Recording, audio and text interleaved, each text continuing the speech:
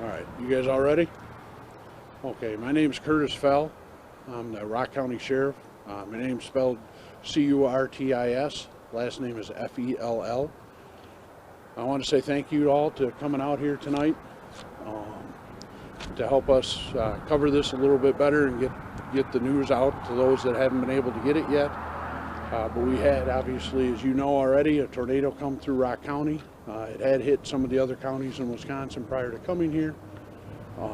More of the technical information will be handled by the Weather Service, but to cover some things, we want to make sure everybody understands as they're dealing with some of this crisis.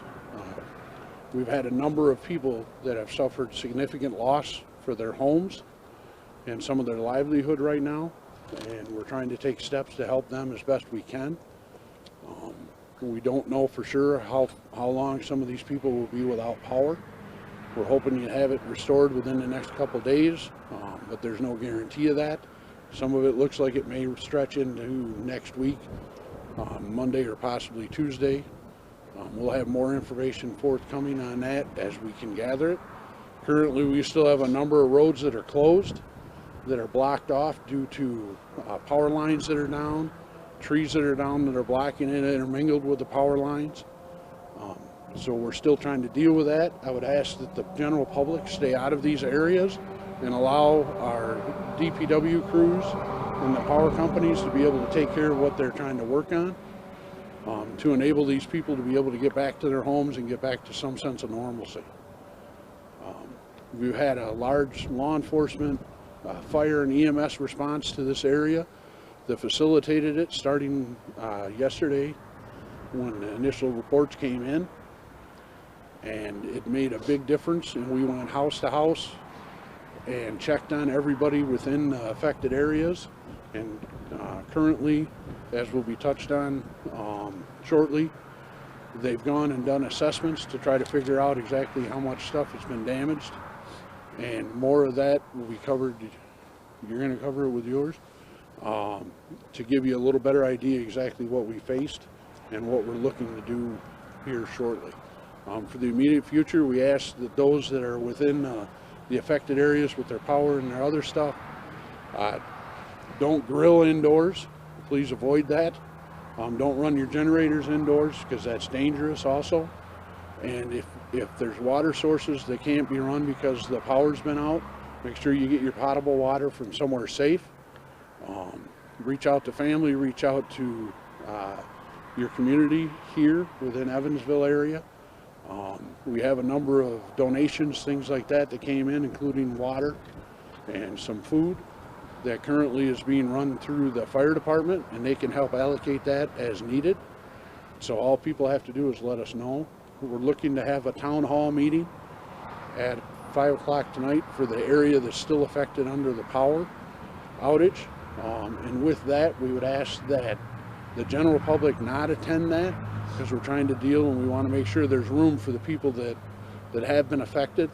That'll be 5 o'clock at the Evansville Fire Department. Again, not for general public, it'll be for those that are affected that may be able to see some of this or have their families communicate with them. I'm going to turn this over to Tim Hallbach from Emergency Weather Services. National Weather Service, my mistake. He can cover a lot of the technical issues that I don't even want to delve into. So, Tim? Hello, Tim Hallbach, warning coordination meteorologist for the Milwaukee National Weather Service office.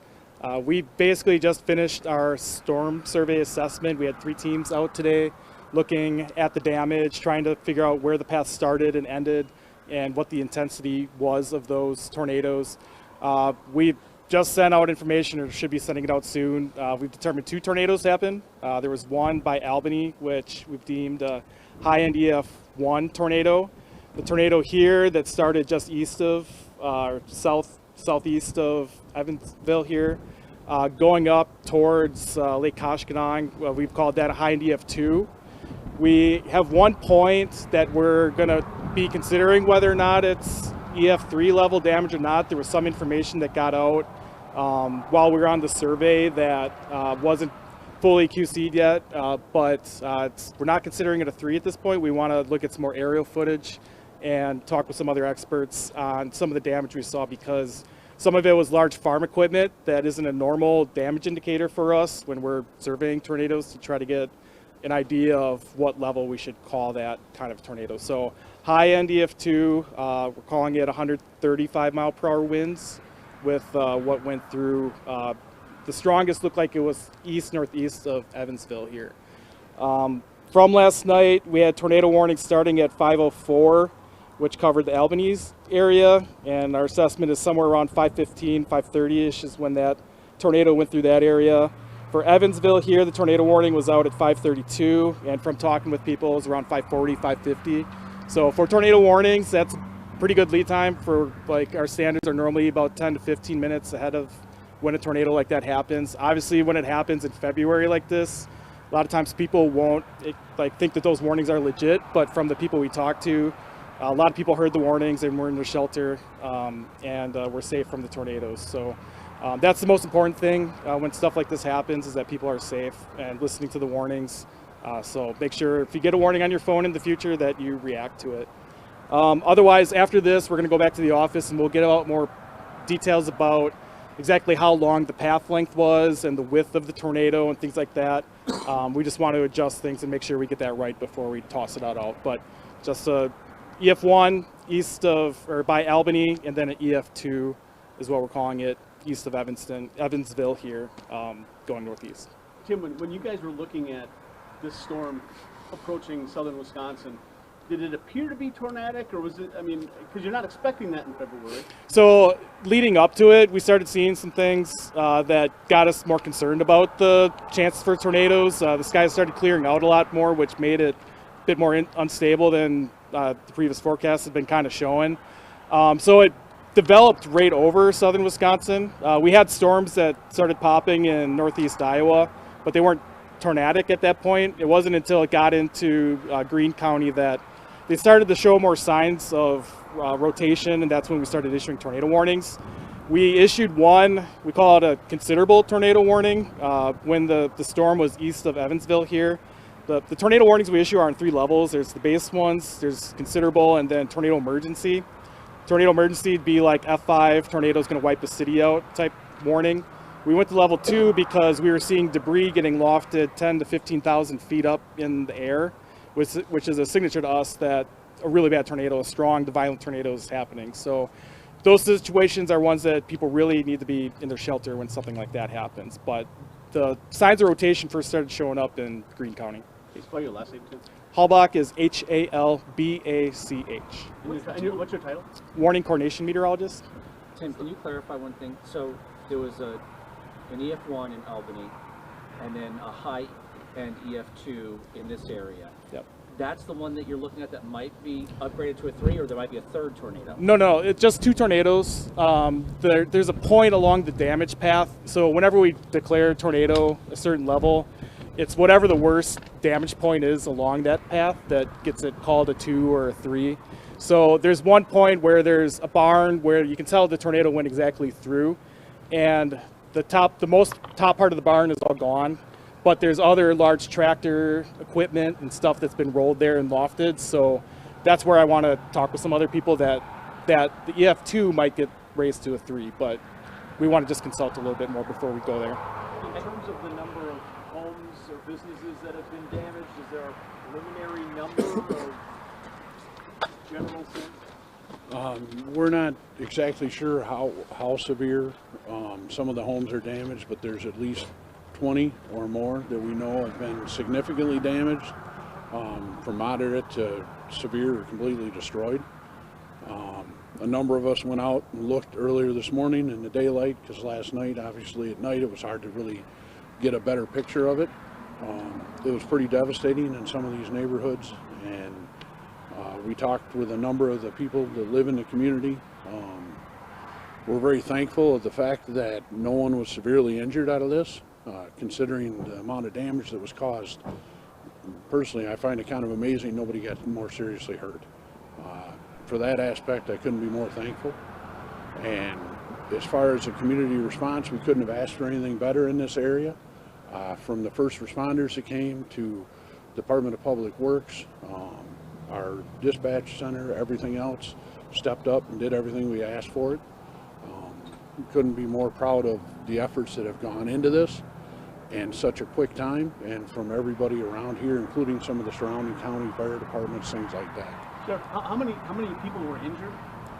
So we only had one that was transported, and that was a person that was in a vehicle at the time that the tornado went through, or one of the tornadoes went through. Other than that, there were some minor damages or minor injuries that had occurred with a few of the people in different homes. But fortunately, none of them very severe, and none of them wanted to be transported. So considering what came through here, the fact that only one person got transported by ambulance is, you know, almost a miracle, if you want to call it that. Did something come into that vehicle, or was that vehicle thrown? No, it got kind of pushed off the road, basically. Where was that, Curtis? I don't know which road that was on. I don't remember. I don't want to tell you something that could be inaccurate. Obviously, the farming community, lots of livestock and animals and stuff like that. We heard just from people talking to us that he was Yeah, injured or lost there's. or I don't know about animals lost. I know there were some that were missing that either got moved by the tornado or freed by it. I don't know which. That people are out trying to wrangle up now and get back in. We came across a number of them out in the community that were trying to get their animals back in. We did make sure, although the roads are blocked, that we allowed people back in if they wanted to go and take care of their animals and take care of what they needed to at their houses. We did try to block anybody that wasn't from here in getting in, as a number of you had noticed and talked to me about earlier. Part of the reason for that is we don't want people doing things to their homes, to the people that live there, while they're not able to be at their house. So if we seemed a little stringent, we were. But we also tried to provide every opportunity for those that live in the area to get to their homes, take care of what they need to, take care of their animals, their livestock, or what have you. Hey, Kurt, not to dwell on this point too much, but do you know like how many people you think? I mean, you had the one person transported, but I mean, you're talking about like a dozen people that maybe were injured. And if you was transported, any number at all? I know at least about a half dozen that we had talked to from the law enforcement side that were banged up a little bit. Some that were in the house when the house basically collapsed around them. Like bruises, any cuts? Yeah, little bruises, cuts, kind of nothing severe enough that we would, you know, urge them, you know, dramatically to get transported. I did talk to one family whose mom, who's elderly, was in the house, and she was standing in the middle of the living room when the roof left.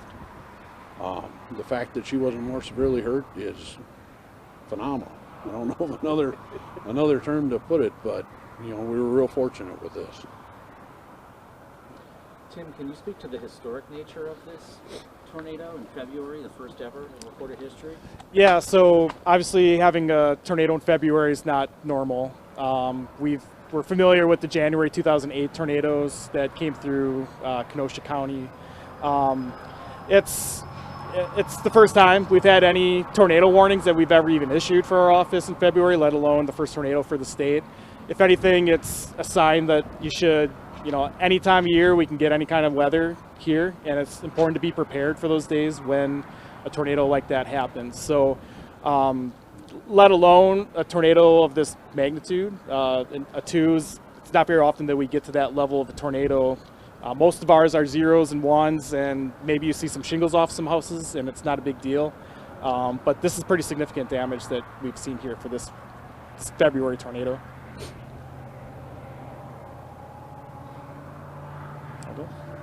Are there any other questions? What resources would be available for the affected residents in terms of any financial assistance, anything like that? Is there coordination with the state on that? Where does that stand? We're still in the beginning processes of that.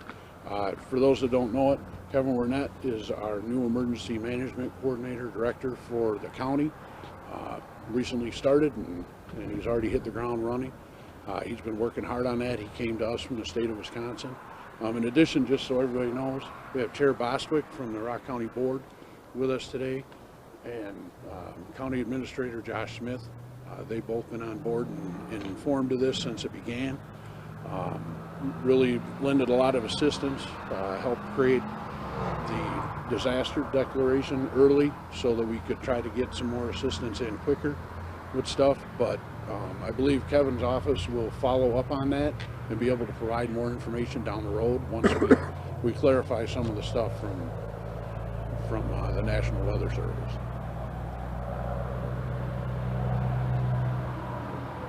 All good? Any other questions? Thank you. All right, thank you very much. Thank you.